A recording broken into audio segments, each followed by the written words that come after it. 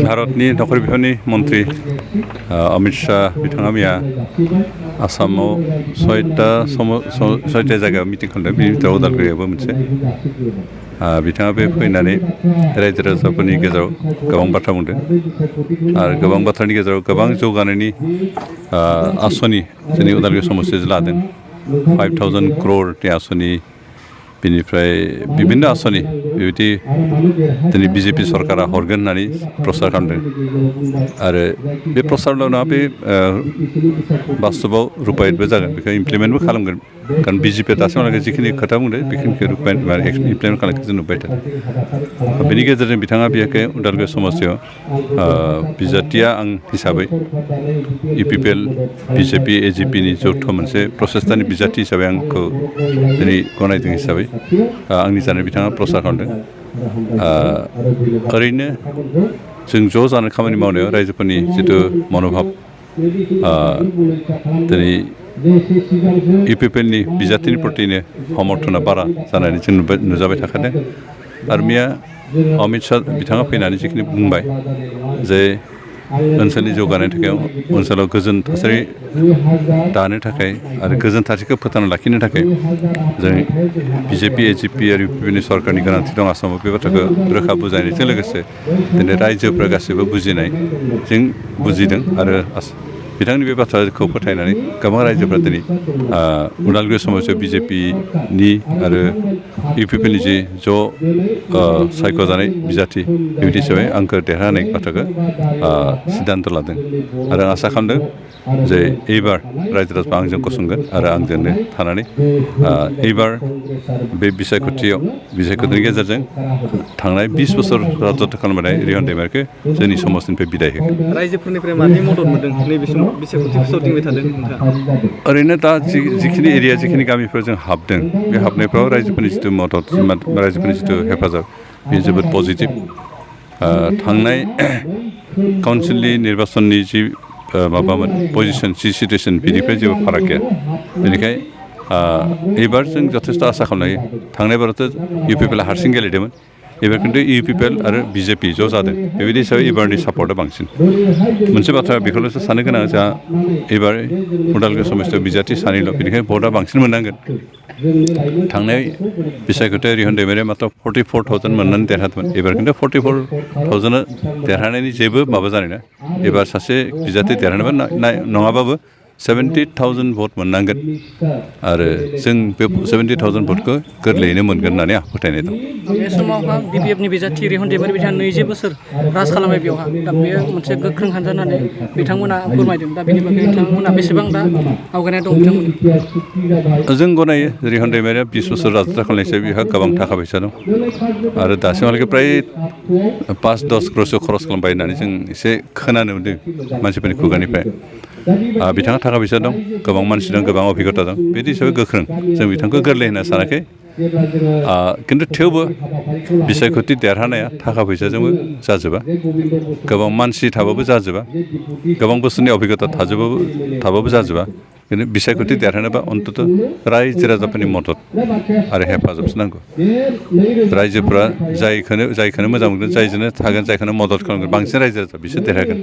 आरो आंहा फोथायनाय दं जे उदालगुरि समाजाव थानाय गासै जनगोष्ठीनि रायजोफ्रा आंखौ एबार मदद खालामदों आरो मदद खालामलांगोन। आरो बेनिखायनो रिहन दैमारिया जेसेबां गोहोगोरा, बोलोगोरा, जेसेबां थाखा फैसा गोनां, जेसेबां अभिगता गोनांबाबो राजनितिक हिसाबै आं गियाखै, मानोना रायजोफ्रा आंजों दं। बिपिएफनि गाहाय दैदेनगिरि हाग्रामा महिलारि बिथाङा फोरमायदों फैबाय थानाय समावहा बिपिएफ राजखान्थि हान्जायानो बिटिसि सरकारखौ सालायगोन होनना बुंदों। बेनि बागै हाग्रामा महिलारिया बे एसेम्बलि बिसायख'थिनि उनाव गावनि सरकार फैगोन बिटिआरआव होननायनि जि सिमां नुदों, बे सिमाङा माब्लाबाबो मोगथां जानाय महर मोननाय नङा। मानोना दिनै इउपिपिएल आरो बिजेपिनि जिथु सरकारनि स्ट्रेंथ, बेयो 29 मेम्बार्स दं, 29 जन जोंहा मेम्बार दं। बिजेपि इउपिपिएल आरो गण सुरक्षा परिषद गासै। दा सरकार दानोबा जोंनो 21 जनल'सो मेम्बार नांगौ। बेनिखायनो बे 29 जन सोद्रोमा गोनां सरकारखौ बबे हिसाबजों बिथाङा गाबोननो सेफायनो हागोन होनना बुङो बेथ' जोंनि अंकआवबो गोरोबथारा बिथाङा मा अंक खालामदों बिथांनि अंकआ एलजाब्रा ना एरिथमेटिक बेखौ बिथाङासो मिथिसिगोन खिन्थु जों खुनु एरिथमेटिकेल फर्मुला बे एलजाब्रिक फर्मुलाजोंबो जों खुनु बिथांनि बुंनायखौ गोरोबहोनो हायाखै बेनिखाय बिथाङा जि सिमां नुदों बे सिमाङा हयथ' अबास्तब सिमां सानावनो मेगन खेवनानै नुनाय सिमां जागोन बे उन्दुलांनायनि सिमां जानाय नङा बेनिखाय बिथांनि सिमां अबास्तब कुनुदिन बास्तब जानाय नङा आरो बिथाङा कुनुदिन सरकार सालायनो हानाय नङा এইবার नैबे बिसायख'थिनि गेजेरजों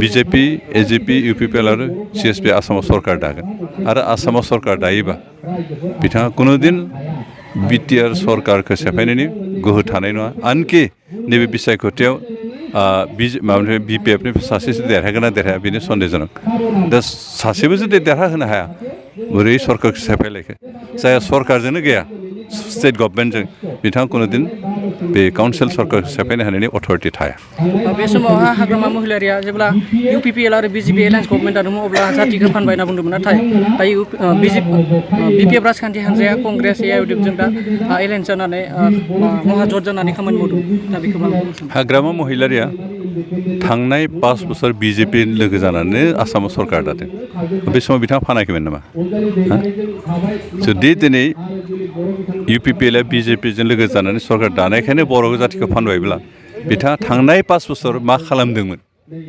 बेखौ मानो सानाखै आरो दिनै कंग्रेस एआइइउडिएफ आरो बिपिएफ ज' जानानै सरकार दानो ओंखारदों इलेक्सन गेलेदों सरकार दानायाथ' अबासका कुनुदिन हाखाया दिनै जों बेखौसो बुंनो हायो बिथाङा बर' जातिखौ आजमलनो फानदों बा फाननो थांगासिनो दं बेखौसो जों बुंनो हायो जों बेखौनो बुंनांगोन जे बर' जातिखौ आजमलनो फानगासिनो दं फाननो थांगासिनो दं हाग्रामा महिलारि अन्तत बर' जातिखौ बिजेपिया जौगानाय खामानि मावगोन गाबोन आजमला सरकार दायाव आजमलनि नेतृत्व थायोबा बर' जातिया जौगागोन ना जौगाया जों बेखौ एसे साननानै डिसिसन लानाया मोजां एनएलपिखौ नोंथांनि सायावहाय हेंथा गसंथिनाय जों नुनो मोन्दों माखासे ससियेल मिडियाआव गुफुर कागजावहाय माखासे लिरनाय माने नोंथांनि हेंथायै जों नुनो मोन्दों बे बेलायाव मा बुंनो नोंथाङा आं रावबो संगठनखौ गिया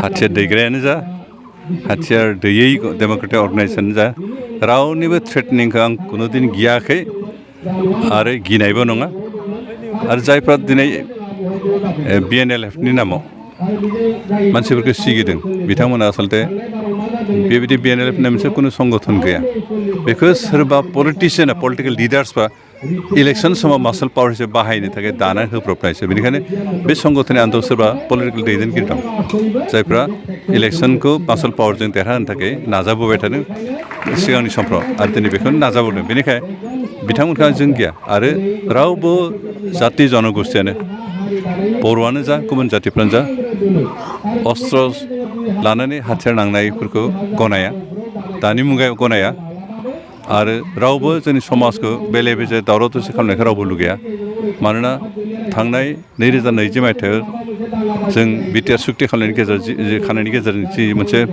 गोजोन थासारि लाबोदों बेखौ भंग खालामनायखौ रावबो लुगैया बेनिखायनो बिथांमोननि जि थ्रेटनिं होलाबायनाय बेखौ गासैबो रायजो राजाफ्रा गासैबो इन्टेलेक्सुवेल गासैबो जाति जनगोष्ठियानो गोख्रों रावजों सोंखारिनायनि गोनांथि दं आरो जों हिसाबै इउपिपिएल हिसाबै बिथांखौ सोंखारियो बरंसो जों बिथांमोनखौ खावलायदों जे बिथांमोना जिबायदि गोरोन्थि लामाजों थांदों बे गोरोन्थि लामाखौ सुद्रायनानै जों डेम'क्रेटिक प्रसेसआव फैनानै माबाफोर दाबि दंबा माबाफोर बिथांमोना दाबि माबाफोर आंखाल दंब्ला बेखौ सुफुंनो थाखाय सरकारजों सावराय आरो जिखिनि पलिटिकेल पार्टिफोर दं बिथांमोनजों लोगो जानानै खामानि मावनानै समाजनि जातिनि ओनसोलनि जौगानो थाखाय खामानि मावनो बाहागो लाफैनाय जों बेखौसो खावलायदों